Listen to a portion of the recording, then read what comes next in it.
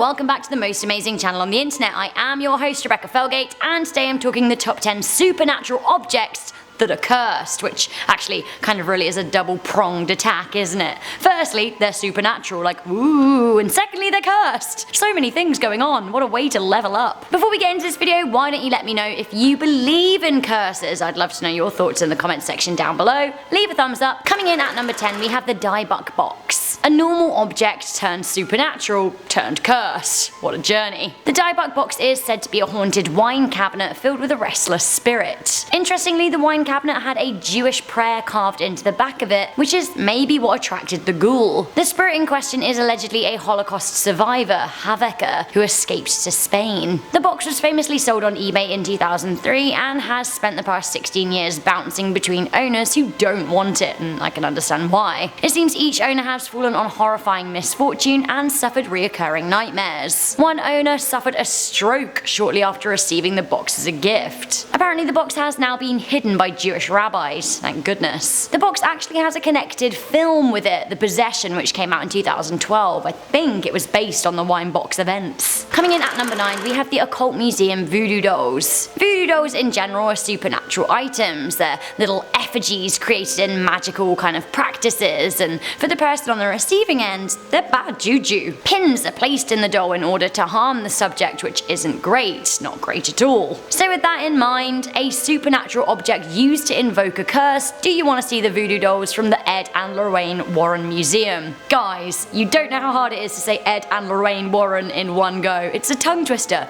Ed and Lorraine Warren. Either way, voodoo dolls.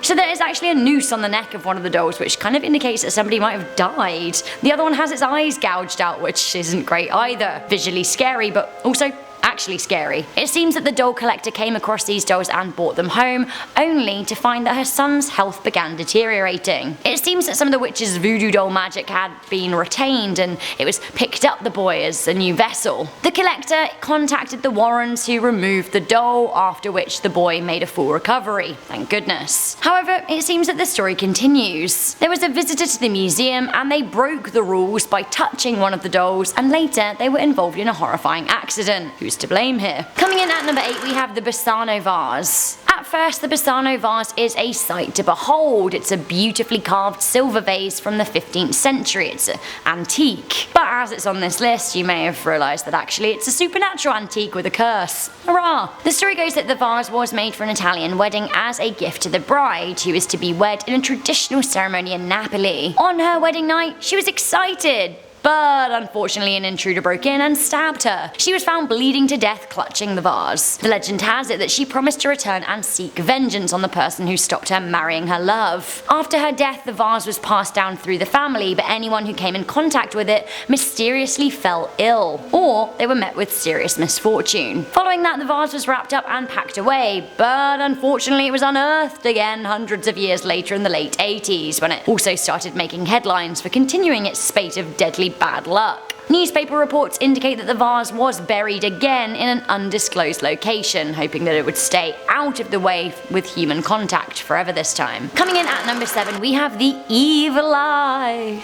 The curse of the evil eye. Although actually, this is an interesting twist at this point, because these objects actually protect against curses. The evil eye is a curse cast by a malevolent and malicious glare given to a person when they aren't looking. If an evil eye is cast upon you, you are susceptible to injury or misfortune. It could even mean that you're set upon by animals. To protect yourself from the evil eye, usually people carry a talisman with an eye on it, which in themselves look pretty terrifying, but actually they're there to stare down a curse. The evil eye has been incorporated into a lot of protective objects, most popularly jewellery. Also, there are a lot of evil eye wall hangings and wind chimes. I feel like I'd quite like an evil eye bracelet so it can stare down a few evil eyes that have been looking my way recently, like bah! Reflected curse. Coming in at number 6, we have cursed tarot cards. Tarot cards are used in divination, for forecasting rather than predicting. Usually a person formulates a question and seeks an answer from the cards, a deck of 78 individual cards with different meanings. The most famous cards are Death, the Tower and the Devil, all thought to be bad omens,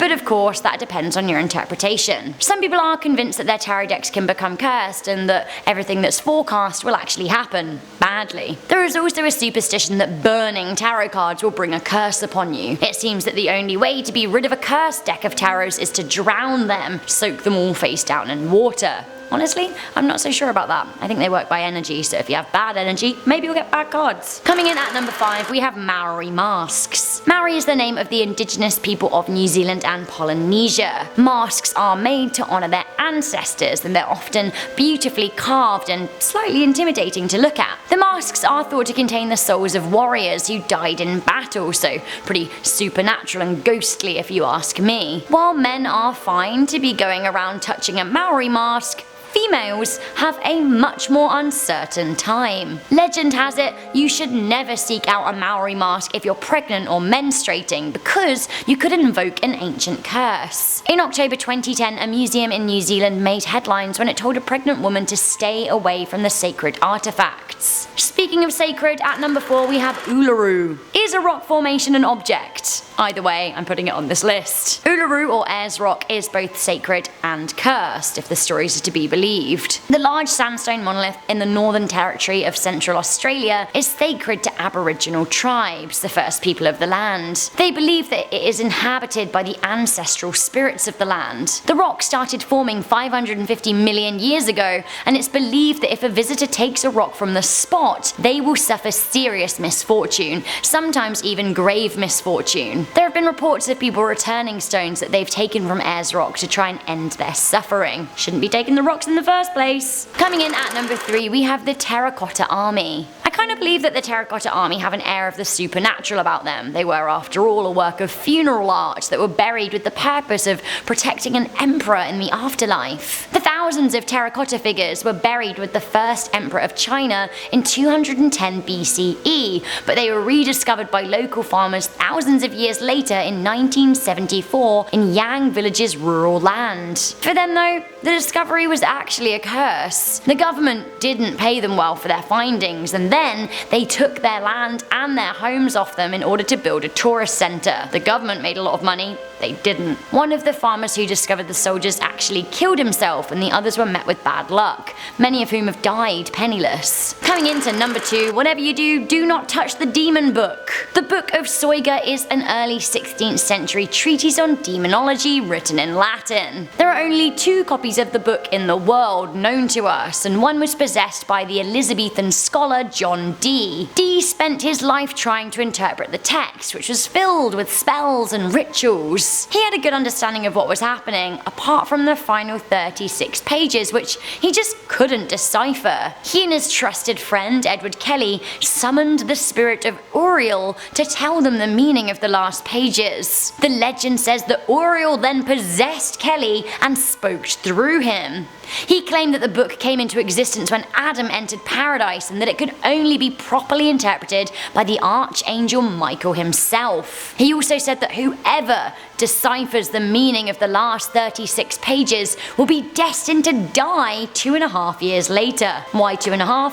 We don't know, but I wouldn't want to be reading that book. Finally, coming into number 1, we have the Delhi Purple Sapphire. Also known as the Gem of Sorrow, the Delhi Purple Sapphire was housed in a sacred temple in India, the Temple of Indra in Kanpur. Indra, by the way, is the Hindu god of war and thunderstorms. Amid the British-led turmoil in India, it wasn't uncommon for soldiers to loot sacred temples, stealing their jewels and smuggling them back to Britain. This is exactly what happened with the purple sapphire in question. Colonel W. Ferris took it back to England only to be met with terrible luck. Financial misfortunes befell him, his family got very sick, things started to fall apart. He gave the stone away, and the person who received it committed suicide. The next owner of the sapphire was Edward Heron Allen, who was also met with really bad luck. He bound the stone with silver and attached 2 scarab beetles, and it seemed like the bad luck was contained. However, his dreams were frequently haunted by Hindu yogis until he gave the stone away. The stone then was returned to him, so he threw it in Regent's Canal in London. No prizes for guessing that actually it came back. The story continues over another 100 or so years. More recently, it found its way way to a museum, and one night the museum curator was traveling with the stone